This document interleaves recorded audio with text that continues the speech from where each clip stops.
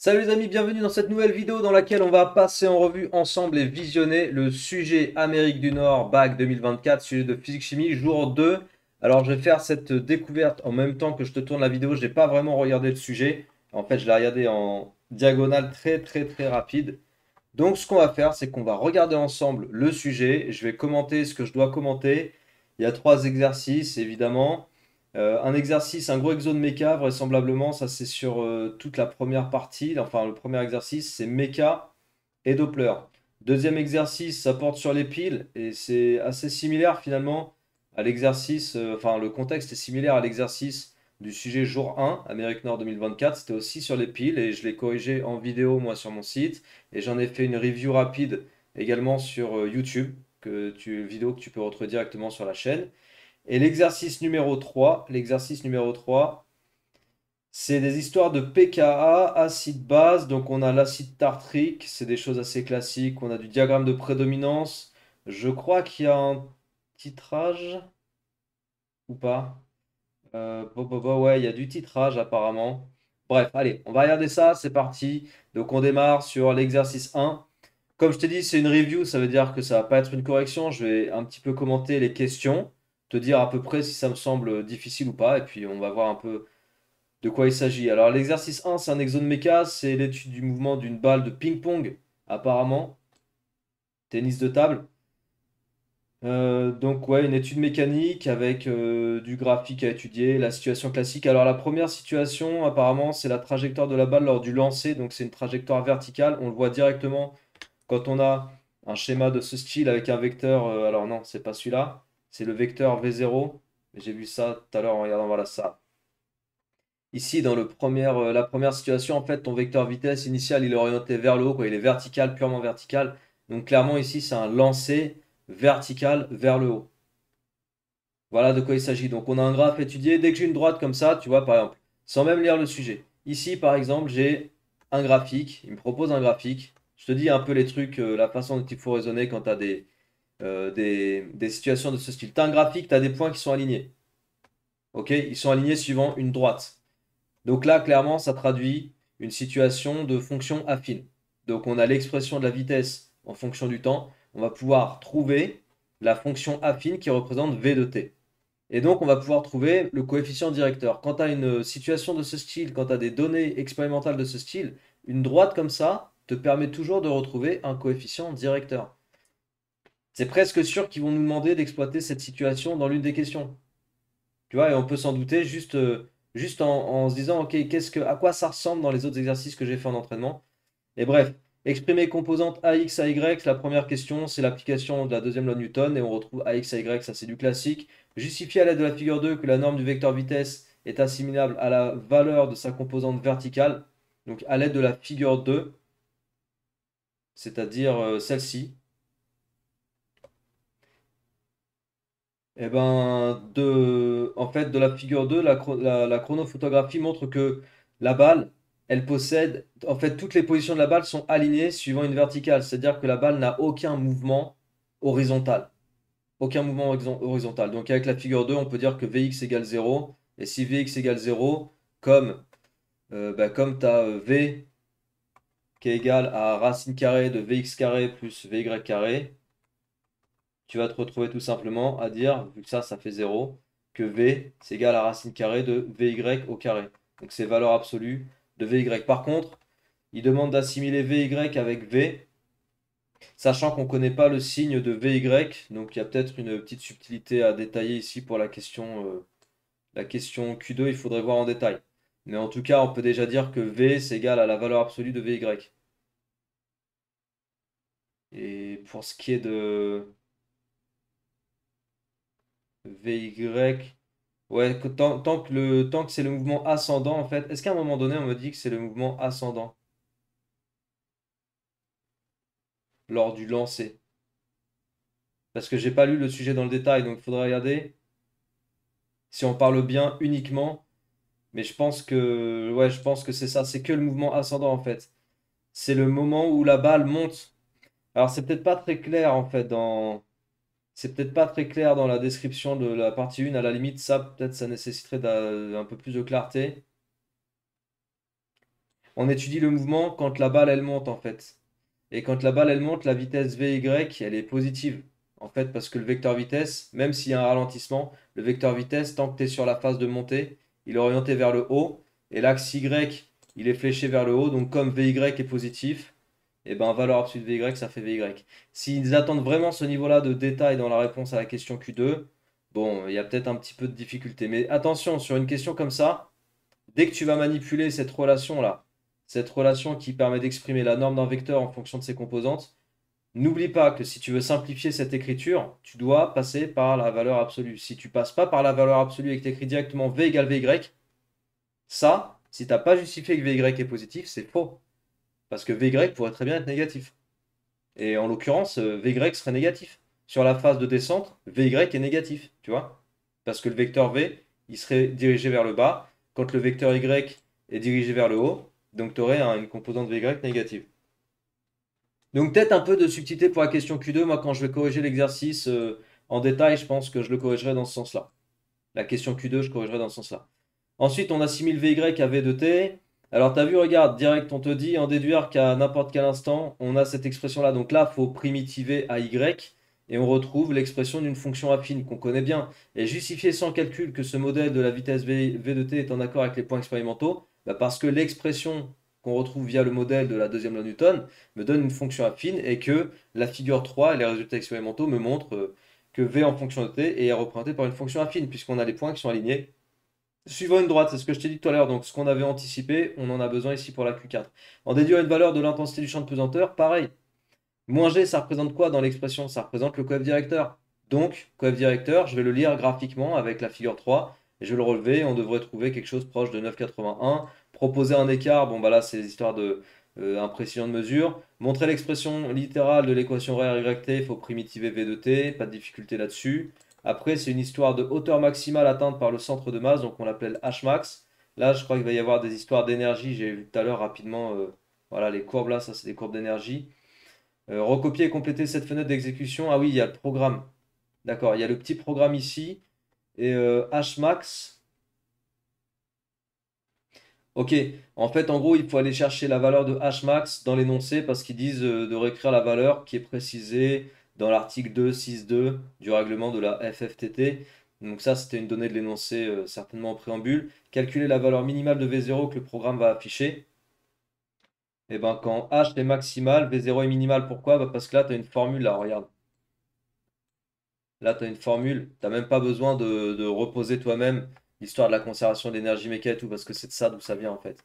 Là, tu as juste à dire, voilà, tu as juste à dire que V0 égale racine carrée, donc d'après la formule. Alors non, attends. 2G Hmax. Ouais, cette formule, elle est bonne. Pourquoi il demande la vitesse minimale? Ah oui, ok. Ah oui, d'accord. C'est vrai. Bah, pour atteindre cette altitude, il faut au minimum que V0 soit égal à 2 fois G fois Hmax. Et si après tu prends une valeur plus grande de V0, bah, la valeur de Hmax sera encore plus grande. Bon, c'est des questions un peu bidons, hein, tout ça. Pour l'instant, je vois pas de difficulté. On est à la question Q10, je vois pas de difficulté. Ensuite, comment on souhaite faire évoluer le programme précédent pour afficher la vitesse en km par heure? On écrit le programme Python 2 de la figure 5, donc lui. Et là, il y a des petits points, c'est-à-dire qu'il va falloir compléter la question, enfin la ligne 8, question Q11, compléter sur votre copie la ligne 8 du programme afin de calculer la vitesse de lancer en km par heure. Ben là, en fait, avec les unités, la vitesse qui va être sortie, c'est une vitesse en mètres par seconde. Donc la vitesse en kilomètres par heure, on peut l'appeler... bah, c'est nul en fait comme question. Il faut juste multiplier par 3,6. C'est bidon. C'est complètement bidon. En fait, là, il faudra introduire une vitesse, genre l'appeler V ini. Bah, en fait, c'est pas nous qui choisissons. V ini. Puisque, oui, ok. En fait, c'est vrai que la question, elle est bidon, mais c'est surtout pour évaluer si tu sais respecter les notations choisies dans un programme. Donc là, tu peux pas mettre ce que tu veux comme notation de la vitesse demandée. Elle s'appelle VINI, c'est ça qu'on va faire afficher à la fin par le programme en km par heure. Donc VINI, c'est quoi VINI? V-ini, eh bien c'est la vitesse V0, celle qui est calculée à la ligne 6, multiplié par 3,6. C'est-à-dire, je prends la vitesse qui a été calculée en mètres par seconde, je multiplie par 3,6 et j'obtiens une vitesse en kilomètres par heure. Je ne dois pas mettre multiplié comme ça, effectivement, tu es sur un programme Python, donc la multiplication, c'est le symbole étoile. Oui, voilà, c'est ces petites subtilités-là auxquelles il faut faire gaffe quand on te demande de compléter des lignes de programme en Python. Ok? Voilà, question Q11. Et puis, après, on passe sur la partie énergie. Qualité d'une balle de tennis de table. Pour vérifier la qualité, un élève réalise une vidéo d'un rebond, apparemment. La balle est lâchée sans vitesse initiale depuis une hauteur. Donc, elle est lâchée verticalement de 30 cm. C'est-à-dire que la balle, si on imagine ce qui va se passer dans cette partie, eh ben, elle va tomber, rebondir et remonter. Ok? Donc, le mouvement, tu peux l'imaginer, hein, le mouvement d'une balle qui tombe verticalement sans vitesse initiale. Ça veut dire quoi si elle tombe sans vitesse initiale? Ça veut dire que son énergie potentielle de pesanteur va diminuer, puisque tu diminues l'altitude. Par contre, sa vitesse va augmenter. Et au moment de rebondir, l'énergie potentielle de pesanteur, elle va se remettre à augmenter, parce que quand la balle rebondit, elle remonte. Et par contre, l'énergie cinétique, elle, va diminuer. Donc directement, on peut comprendre quelle courbe représente quoi. La courbe qui est décroissante comme ça, bah, ça représente la diminution de l'énergie potentielle pesanteur, donc c'est la courbe de l'EPP, et c'est comme ça qu'on justifierait. Tandis que la courbe qui représente une augmentation des valeurs, une augmentation franche des valeurs, représente l'augmentation de l'énergie cinétique. Donc cette courbe-là, c'est le C. Ok? Et ce qui se passe ici, là, alors je crois qu'il ouais, il parle. Attends, ce que je vais faire, hop, hop,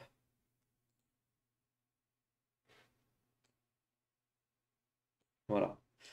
En fait, ici, il distingue deux phases dans le mouvement. Il distingue ce qui se passe de 0 à 0,24 secondes et ce qui se passe après 0,24 secondes. Donc, un graphique comme ça, enfin, si tu as des graphiques de ce style, tu dois vraiment visualiser les phases dont il parle. C'est important. C'est important. Hop. Pour séparer, même toi visuellement, et séparer dans ta façon de rédiger et de répondre aux questions, séparer les différentes situations et les différentes zones du graphique à exploiter. Donc en gros, avec ce que je te dis, on peut identifier quelle courbe représente quoi. Et effectivement, après le rebond, puisque là, c'est le moment du rebond, 0,24 secondes, après le rebond, une fois que ça a rebondi, l'énergie cinétique va à nouveau diminuer, puisque la balle rebondit et elle remonte. Donc c'est bien ce qu'on observe ici. Et le PP, elle va à nouveau augmenter. Voilà. Alors, associer, donc c'est fait. Ensuite, vérifier par le calcul à l'aide de quelques données expérimentales prises sur la figure 6 que l'énergie méca se conserve dans cette phase, donc dans la phase où T est supérieur à 0,24. Ok, et que la valeur est proche de 6,7 millijoules. Alors pour vérifier que l'énergie se conserve, bah, tu prends une date donnée, par exemple à 0,26 là, à peu près, enfin 0,25, 0,255. Tu prends la valeur de ça c'était quoi? On a dit que c'était le pp. Tu prends la valeur de l'EC. Ok, donc tu prends EPP et EC pour cette date-là, tu les ajoutes, et ça devrait te donner environ 6,7. Là, ça te ferait quoi là? Là, on est à peu près à 0, c'est de combien quoi? Ah, attends. Le zéro, ah ouais, t'as vu, le zéro, il est pas tout en bas, il est là, le zéro. Donc là, il faut faire gaffe sur les lectures. Le zéro, il est là. Le zéro, il est là. Donc 1, 2, 3, 4, 5. Donc c'est de 0,2 en 0,2. Donc le zéro, c'est cette ligne-là, là. 0,2, 0,4, 0,6. Donc là, c'est à peu près 0,5 ici, tu vois. 0,5 millijoules. Et puis ici, je suis à 6, 6,2, donc 6,1. Donc 6,1. Ici, je lis 0,5. Et tu vois, si tu ajoutes les deux, bah, ça te fait 6,6 millijoules. Donc on est proche de 6,7. Et il faudrait faire ça à différentes dates. Voilà, c'est tout ce qu'il fallait faire pour la Q13. Tu dis, bon, bah, je prends les valeurs à la date t égale 0,255 secondes. Après, je prends les valeurs d'énergie à la date 0,6, 7, 8, à 0,29 secondes, etc. Puis tu fais ce que j'ai dit. Voilà. Franchement, pas très compliqué. Déterminer la hauteur du rebond de la balle. Donc le rebond, la balle, elle monte jusqu'à quelle hauteur? Bah, pour avoir ça, tu vas aller regarder la valeur de l'énergie potentielle de pesanteur à la fin du rebond. Donc là, on est à 3,2, 3,4, donc 3,3. Tu es à 3,3, 10 moins 3 joules. Est-ce que tu sais sur l'énergie potentiel de pesanteur, c'est que c'est égal à M, G, Z ou H, tu vois. Donc tu connais le PP, tu connais M, tu connais G, tu isoles H avec 3,3 comme valeur pour EPP et puis tu détermines la hauteur. Pas de difficulté là-dessus. Jusqu'à présent, je vois pas un exercice très compliqué, les amis, hein. Après la partie 3, c'est apparemment une histoire d'effet Doppler. Il y a une mouche qui m'agace là.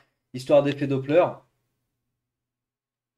Alors, on a une valeur de fréquence qui est émise. On a quoi? C'est quoi? C'est une histoire de radar, un cinémomètre. Donc, il y a un exercice qui s'appelle le cinémomètre Doppler. Tiens, regarde. Je peux même te montrer ça en direct dans les exobilans. Tu le retrouveras aussi tu le retrouveras directement sur les sites avec les annales et tout. Mais je te montre le titre, effet Doppler. Si tu veux un exercice avec des cinémomètres, t'en as un qui s'appelle exactement des cinémomètres. Donc c'est un exo avec pas mal de définitions, la définition de l'effet Doppler, des questions en incertitude. Petite démo en fin d'exo. Tu peux aller le faire, ça complétera ta révision sur Doppler. Pour que la mesure de la vitesse soit possible, il est nécessaire de placer l'appareil de mesure sur la partie opposée de la table, d'accord? Donc il envoie la balle vraisemblablement, et puis c'est tout, hein, la balle elle fait pas d'aller-retour. Donc en gros le radar il va envoyer une onde sur la balle qui se rapproche du cinémomètre. Enfin le cinémomètre il envoie une onde, la balle elle se rapproche, l'onde est réfléchie et elle retourne vers le cinémomètre. Donc en fait l'onde elle fait un aller-retour elle. D'accord? Et c'est la réflexion sur la balle et donc le retour de l'onde vers le cinémomètre qui fait que on va pouvoir mesurer la valeur de la vitesse de la balle. Et on ne te demande pas de redémontrer la formule, on te donne directement la formule qui relie le décalage Doppler relevé par l'appareil, la vitesse de la balle et la célérité de l'onde électromagnétique. Et la fréquence initiale, qui est c'est une fréquence classique, hein, c'est la 24,125 GHz. Tu retrouves ça dans plein d'exercices avec les radars, il n'y a rien de spécial ici. Et le x2, si tu veux savoir, il est lié, peut-être qu'on va nous poser la question, le x2 il est lié justement à l'aller-retour de l'onde. Tu vois, l'onde elle est émise par le cinémomètre, elle rebondit sur la balle et elle retourne vers le cinémomètre. Je te le dis parce qu'on pourrait te le poser, on pourrait te poser cette question dans un exo sur Doppler. On pourrait te demander pourquoi il y a le x2. C'est à cause de l'aller-retour en fait de l'onde, après réflexion sur l'objet en mouvement. Expliquer pourquoi la situation illustre l'effet Doppler, bon, on en a parlé un petit peu. Là, c'est une question de cours. Déterminer le signe du décalage dans la situation où la balle smashée s'approche du cinémomètre. Alors ici, c'est l'application du cours. Si la balle s'approche du cinémomètre, ça veut dire que la source en mouvement, c'est la balle, hein, la source en mouvement, elle se rapproche du récepteur. Et en se rapprochant, on sait que quand la source se rapproche de l'observateur ou du récepteur, la fréquence augmente. La fréquence qui va être perçue par le récepteur est plus grande. Donc on devrait avoir un décalage positif, un delta F positif. Après, il te donne la valeur du delta F. Et on te demande de calculer la vitesse, donc il faut juste isoler V. V égale delta F fois C onde sur 2F0, application numérique. Tu fais gaffe à bien mettre delta F et F0 dans la même unité, hein, Hertz, enfin dans le même multiple. Donc tu convertis F0 en Hertz, tu fais fois 10 puissance 9. Bon, calculer la vitesse, c'est fait. Et après, tu dois convertir en km/h. Franchement, non, mais exercice, il est certes long, mais je m'attendais à plus dur. Pas de difficulté dans cet exercice de méca qui mélange méca Doppler. Pas de difficulté. Alors, l'exercice 2, ça va toujours? Bon, si la review te plaît, je t'invite à me le faire savoir avec un petit commentaire. Ça fait toujours plaisir à lire. Sachez que je lis tous les commentaires hein, quasiment que les élèves posent sur la chaîne. Donc, merci d'avance à toi de poser ton petit commentaire. Et puis, tu peux aussi t'abonner à cette chaîne, bien sûr. Si tu n'es toujours pas abonné, tu peux partager, diffuser cette vidéo autour de toi. Ça aide à avoir de la visibilité, ça apporte beaucoup de force et ça permet de se dire, ouais, je vais continuer cette aventure sur YouTube parce que vraiment, ça vaut le coup. Voilà. Donc, j'espère que ça te plaît et on continue avec l'exercice 2, batterie comestible. Alors, batterie comestible, c'est quoi ça? Bon, si ça parle de batterie, déjà, c'est sûr, il y a des piles. Et il peut y avoir l'électrolyse si on est amené à étudier la recharge de la batterie. Bon, on a tout le descriptif apparemment du fonctionnement. Je vais aller un petit peu sur les questions. Voilà, moi je regarde souvent les données en fait pour savoir concrètement ce qu'on va vraiment devoir utiliser comme info. Là, je vois qu'il y a des couples oxydant-réducteurs. Voilà.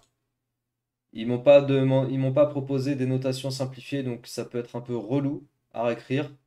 Ah ouais, s'il faut écrire les équations de réaction. Alors ça, c'est un peu relou parce que personne n'a envie de se taper les écritures de formules brutes comme ça. Mais bon, bref, je pense qu'il faut le faire pour le couple oxydant-réducteur. Donc, écrire l'équation de la réaction électrochimique qui modélise la transformation de la riboflavine lors du fonctionnement de la pile.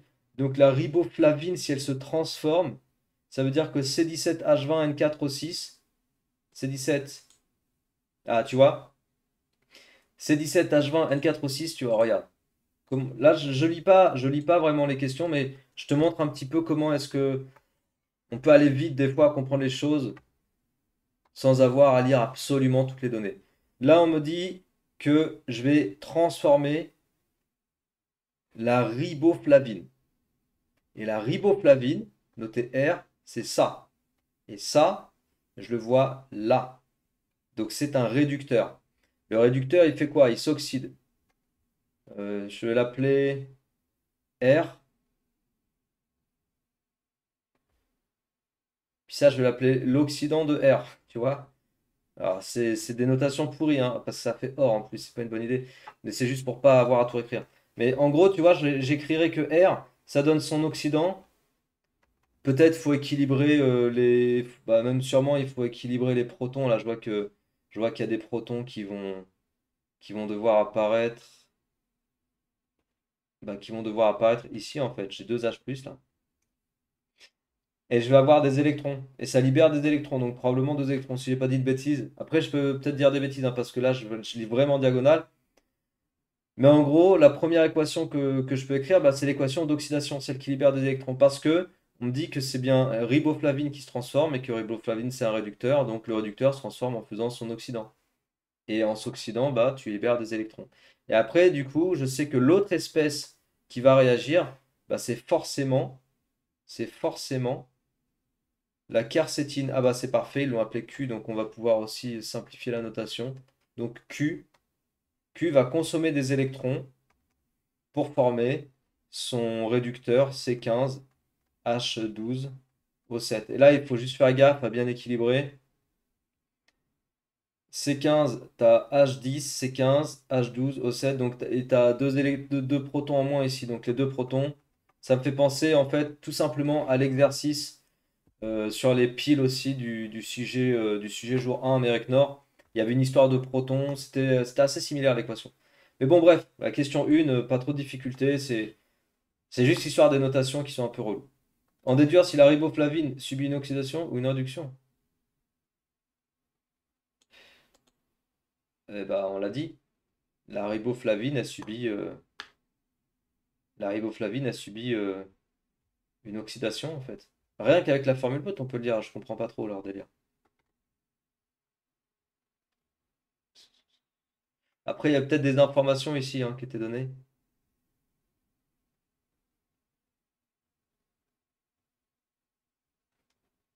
Ah, en plus, là, il parle d'or, donc fallait pas prendre n'importe quoi sur l'orientation. Bon, le seul truc qui m'a l'air relou dans cet exercice, c'est vraiment les notations. Ils n'ont pas proposé de notation simplifiée. Je pense que c'est le truc qui peut être un peu merdique. Là, je vois qu'il y a des informations aussi hein, sur les ampères,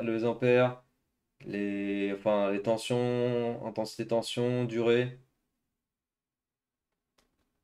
On va en avoir besoin. Il y a un schéma à compléter.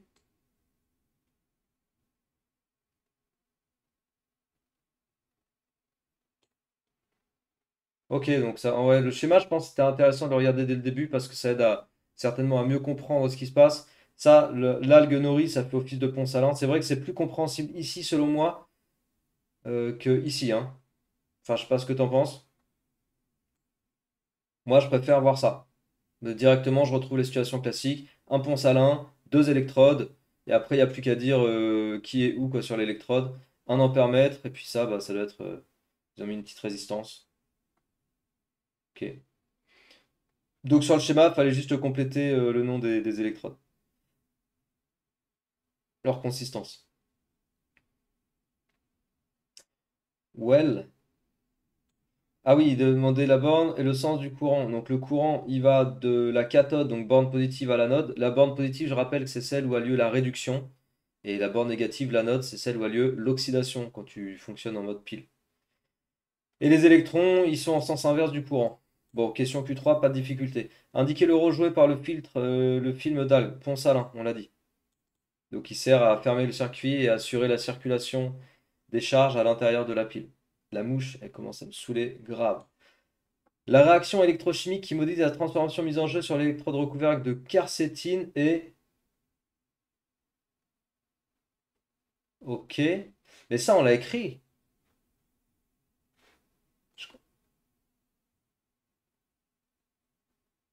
Ah, pour la question Q1, il demandait... D'accord, ok, autant pour moi. Pardon, pour la question Q1, il demandait que la demi-équation pour la riboflavine. Ah ouais, c'est pire que ce que je pensais. Ok, moi, je suis allé directement chercher l'équation bilan. Il demandait que pour la riboflavine, et après, il fallait dire, du coup, bah, c'est une oxydation, quoi. Ça libère des électrons. Ah ouais. D'accord. Et après, il te propose l'équation pour la quercétine.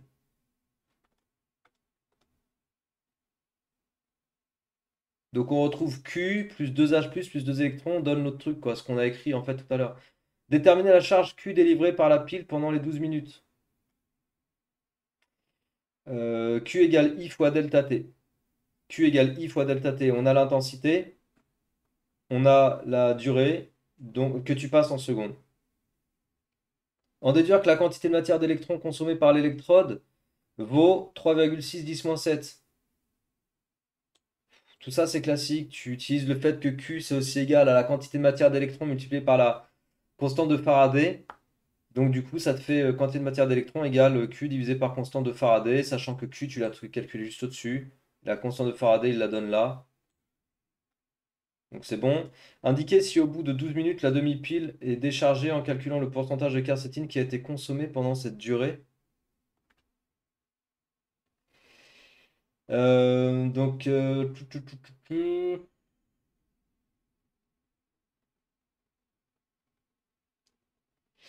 donc sur ça, je pense il faut calculer X max.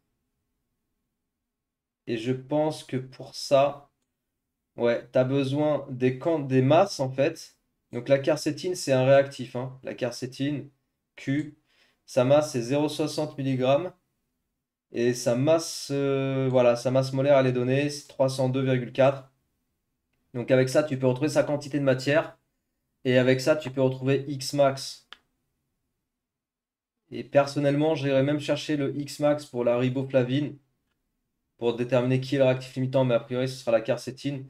Et donc avec X max, eh ben, en faisant le rapport, tu peux savoir tu peux trouver le pourcentage de quercétine qui a été consommé pendant cette durée quoi, de 12 minutes. Parce que N électrons, c'est égal à 2X, tu vois? Bon, c'est en fait la question Q7, c'est vraiment une histoire de manipulation de la réaction chimique avec tableau d'avancement, les histoires de durée d'avancement. Ça se fait bien. Faut juste le poser, quoi. Là, je le fais pas parce que je suis pas en train de faire la correction détaillée, mais je vois pas de difficulté. Elle est peut-être un petit peu plus technique pour toi, la Q7, mais bon, si tu fais un tableau d'avancement, que tu fais bien gaffe à faire chaque étape, à expliquer chaque étape de ton raisonnement, la Q7, elle se fait bien. Recharge de la pile. Alors, s'il y a une recharge, c'est qu'il y a peut-être une électrolyse dans l'histoire. Indiquer la courbe qui représente la charge de la batterie comestible en analysant le graphe de la figure 2.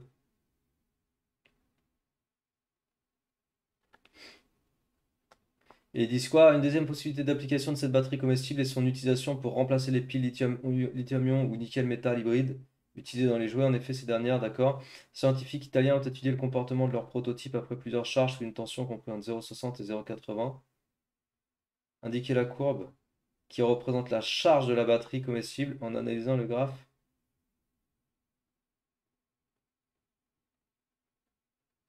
Charge et décharge de la batterie. Ah, qui représente la charge. D'accord. Eh ben, quand tu charges ta batterie, c'est la tension qui est représentée en fonction du temps. Bah, la tension, elle augmente. C'est quoi cette question? C'est nul. Bon, là, si tu veux comprendre, il faut juste que tu penses à, je sais pas moi, une pile. Tu prends une pile déchargée, Et puis tu prends un multimètre et tu mesures la tension de ta pile et tu vas voir que quand une pile est déchargée, bah, sa tension est basse et si ta pile elle est chargée, ta tension elle est optimale quoi.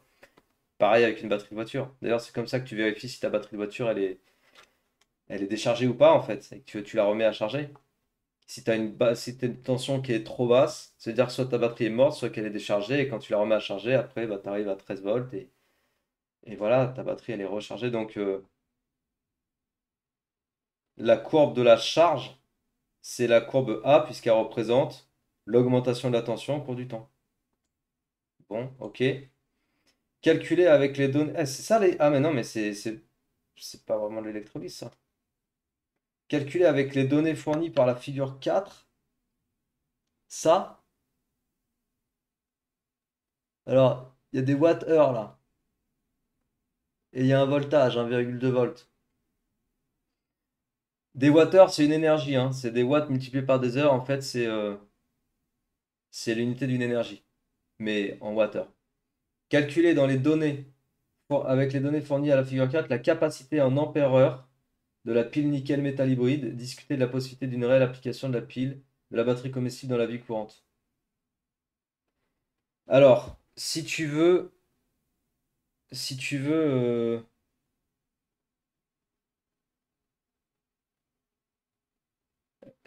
en fait retrouver des ampères-heure, les ampères-heure, c'est donc une intensité multipliée par une durée. Donc là, il va falloir pour la question Q9, donc je vais pas le faire en détail, mais il va falloir mélanger les formules que tu connais d'électricité avec intensité, formule de puissance, formule d'énergie, pour arriver à mettre en place le passage de ton énergie en watts-heure, utiliser les bonnes données d'intensité, de tension, etc.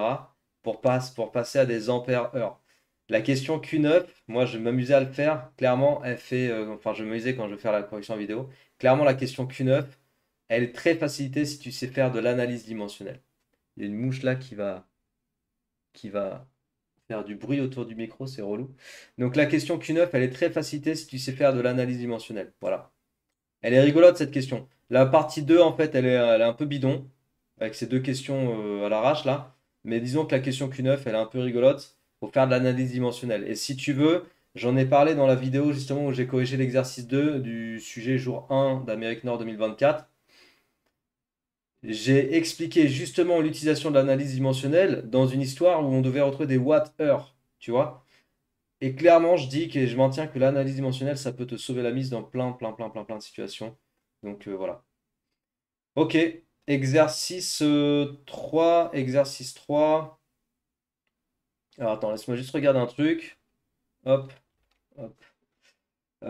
Tac, tac, tac. Donc ouais, exercice 3, on est sur du pK. Alors recopier la formule topologique de l'acide tartrique entouré de groupes caractéristiques. Groupe carboxyle, groupe carboxyle, groupe hydroxyle, groupe hydroxyle. Nommer les familles fonctionnelles. Famille acide carboxylique, famille alcool, famille alcool. Voilà, c'est fait. Question Q2, c'est fait. Acidité totale du vin. Alors, il y a plein d'exercices bac avec l'acidité totale du vin. C'est un truc vraiment très classique. Indicateur coloré avec zone de virage. Formule de l'incertitude type. Les informations de pK. Ça, c'est le Z-score. Donc, le Z-score, c'est pour caractériser si un résultat expérimental est suffisamment acceptable par rapport à un résultat de référence, un résultat théorique. Est-ce que ce serait pas un exercice avec un titrage en retour, ça? On élimine l'acide carbonique.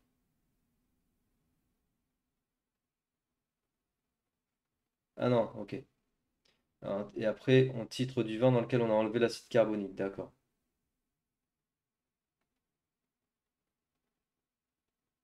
Parce qu'il y a deux acides, c'est ça?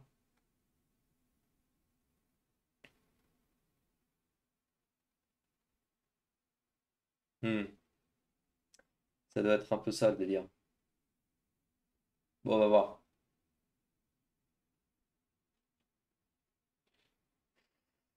En fait, l'acide tartrique, c'est un diacide.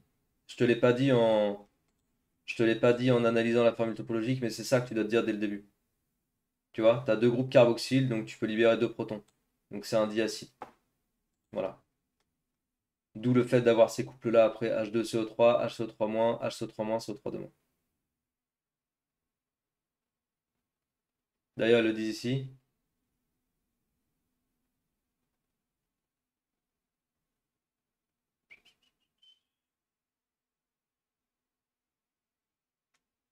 Bon, bref. La question Q3, elle est là, représenter le diagramme de prédominance qui fait intervenir les couples H2CO3, HCO3-. Donc ça, c'est diagramme classique. HCO3-, c'est une espèce amphotère, donc il se retrouve au milieu. Les deux pK, ils sont donnés ici, hein. Ils sont donnés 6,4, 10,3. Ensuite, on te dit que le pH d'un vin doit être compris entre 2,7 et 3,70. Donc de toute façon, tu es tout à gauche sur le diagramme de prédominance. On va dire pourquoi il est nécessaire lors d'une première étape d'éliminer l'acide carbonique du vin. Parce que justement, si tu as un pH entre 2,7 et 3,70, sachant que le premier pK il est à 6,4, sur ton diagramme de prédominance, tu es tout à gauche. Donc tu es inférieur à 6,4, c'est-à-dire que l'espèce qui prédomine, c'est l'acide carbonique. Donc il faut éliminer l'acide carbonique.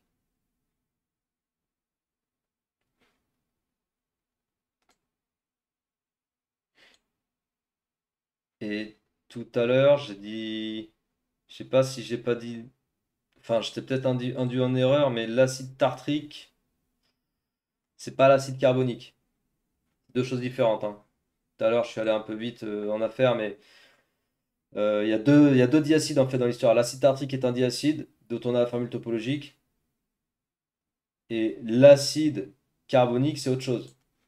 On a aussi sa formule topologique. Et en fait, il y a de l'acide carbonique dans le vin, et c'est pour ça qu'il faut l'éliminer, parce que sinon, quand tu vas vouloir titrer l'acide tartrique, eh ben, si dans ton bécher et si dans ton vin il y a de l'acide carbonique et de l'acide tartrique, du coup, il y aura deux réactions concurrentes dans le milieu réactionnel.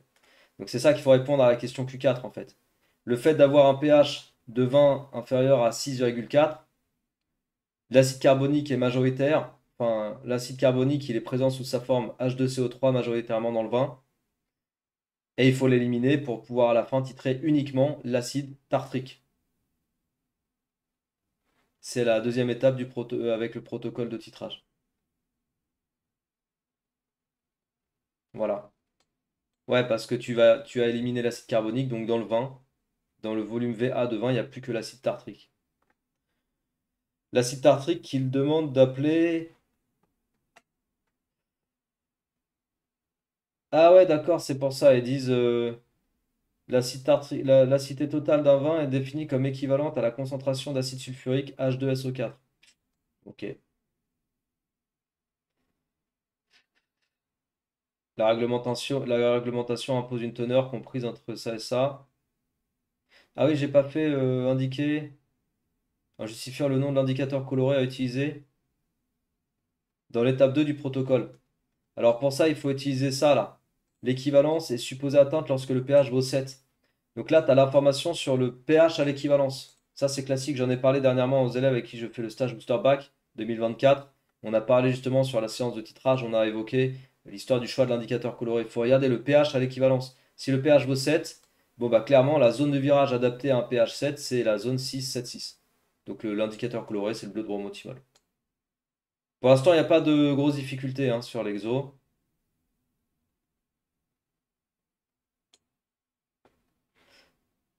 Du coup, question Q5, c'est fait. Après la réglementation pour l'acide tartrique, pour l'acidité totale pardon, d'un vin, c'est entre 3 et 6 grammes par litre. C'est une teneur, donc c'est une concentration massique. Là, on a l'équation support de titrage. On voit tout de suite qu'il y a un petit coefficient stoichiométrique 2 pour H au-. Donc c'est H2SO4 qui est titré avec des ions hydroxydes. On a toutes les informations, c'est du classique. On réalise le titrage avec un volume VA de 5 ml de vin.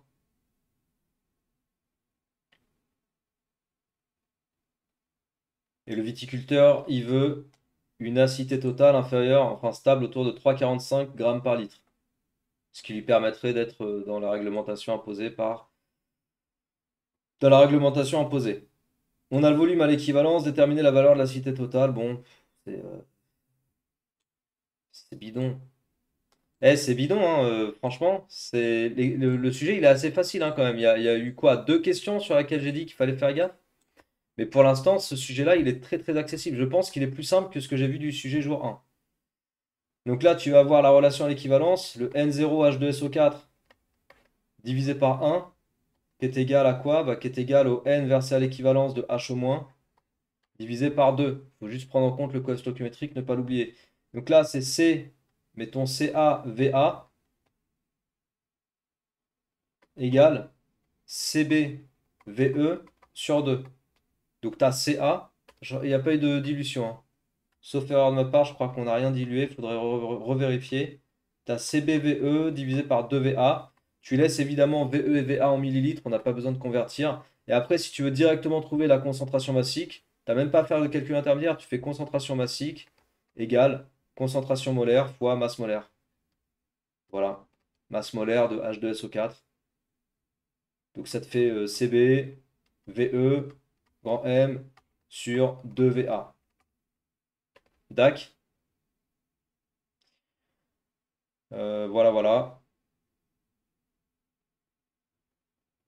Bah, fais gaffe, ils l'ont pas appelé VE, hein, ils l'ont appelé VB. Ils l'ont appelé VB, ça. Donc là, en toute logique, on devrait garder la notation qui est imposée par l'énoncé, on devrait laisser VB ici. Ouais, c'est un peu bidon comme question. Je crois pas qu'il y ait de. Je vérifie juste qu'il n'y a pas de. Mais non, il y a pas de dilution.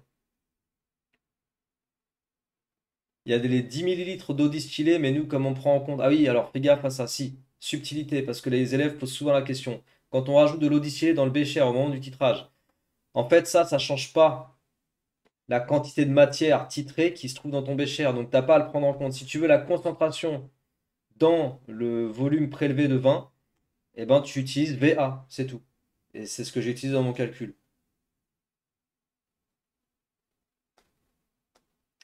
Bon, tout ça, c'est bon. Après, on dit qu'on reproduit 10 fois le titrage. On a donc 10 mesures différentes pour les 10 expériences. On te demande de calculer la moyenne. Donc, tu fais la somme, tu divises par 10. Tu peux utiliser ta calculatrice directement. Pour ceux qui ont une Numwork, c'est hyper facilité avec la Numwork. Il suffit juste de, de rentrer ta série de valeurs et ça va te sortir la moyenne, ça va te sortir l'écart type, même l'écart type, ouais, l'écart type expérimental. Tu vas tout avoir. Donc là, en fait, tu utilises ta série de valeurs et c'est des stats. Pour ceux qui savent faire à la calculatrice, ça va très vite. Mais pour ceux qui savent pas faire, il faut se coltiner la formule ici, quoi. Mais en fait, le SX, ça, le SX, tu dois le retrouver à la calculatrice. OK? Sur les Numwork, le S, c'est l'écart type expérimental. Je crois qu'il est appelé. Je crois que dans la Numwork, quand tu sors le truc, attends, je vais te dire ça tout de suite. Il me semble, pour ceux qui ont la Numwork, il me semble que. Hop, 5. Voilà, 0,3, 0,7. Je vais te dire comment il s'appelle. Il est noté S, écart type échantillon, d'accord? Sur la Numwork, il est noté S dans le tableau quand tu sors les résultats de l'analyse statistique. Donc il est noté S exactement comme ici. Donc le S, tu le trouves à la calculatrice. Le N, bah, ça vaut 10 valeurs. On a 10 valeurs, donc N égale 10. Et donc ça te permet d'obtenir l'incertitude type sur la mesure de grand X. Voilà. Et avec ça, on peut faire la question Q7. On peut déterminer la moyenne de AT et on peut déterminer l'incertitude type. Comparer les résultats de cette acidité totale moyenne à la valeur souhaitée. Donc là, il faut utiliser le Z-score et c'est tout.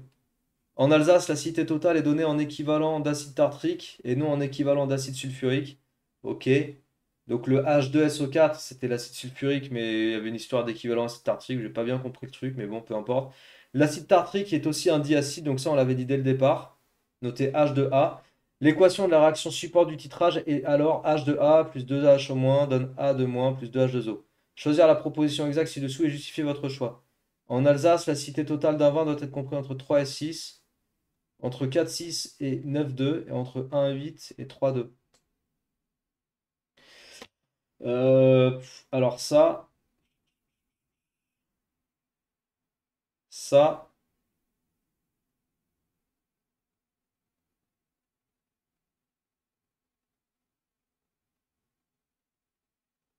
Faut revoir le rapport. Là, j'ai dû passer à côté, en fait, cette histoire d'acide sulfurique.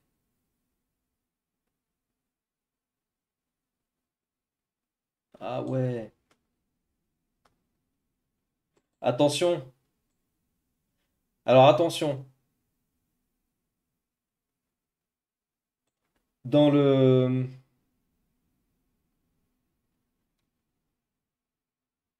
dans le calcul que j'ai proposé ici, t'as vu, il y a la masse là qui apparaît. C'est la masse d'acide sulfurique hein, qu'on prend ici. Ok? Je pense que l'histoire, pour la dernière question, c'est l'histoire des masses. C'est pour ça qu'on a la masse molaire de l'acide tartrique. C'est pour ça qu'on a la masse molaire de l'acide tartrique. Parce que ça va modifier le calcul ici. Ça va modifier le calcul de la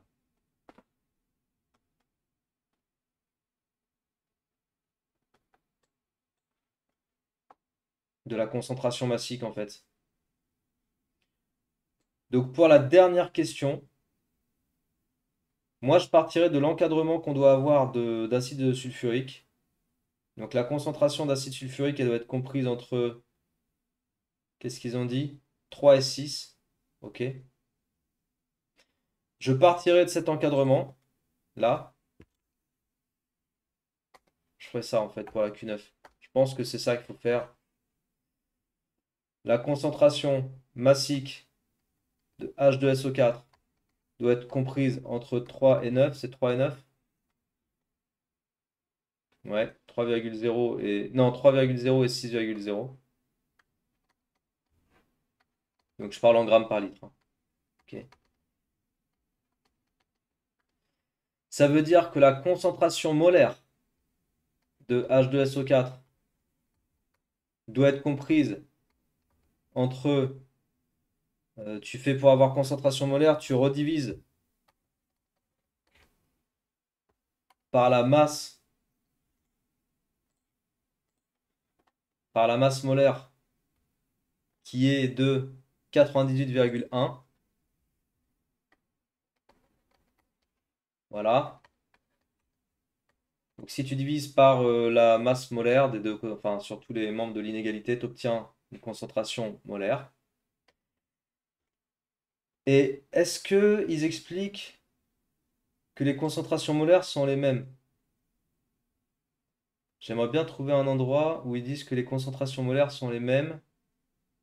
Donc l'acidité totale du vin.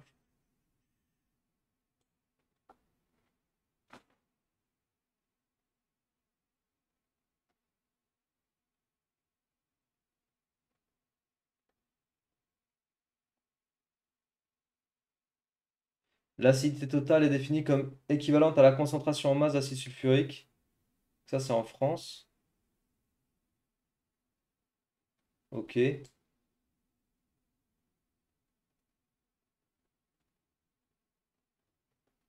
J'ai peut-être passé une information ou... Et en Alsace, l'acidité totale est donnée en équivalent d'acide tartrique et non en équivalent d'acide sulfurique.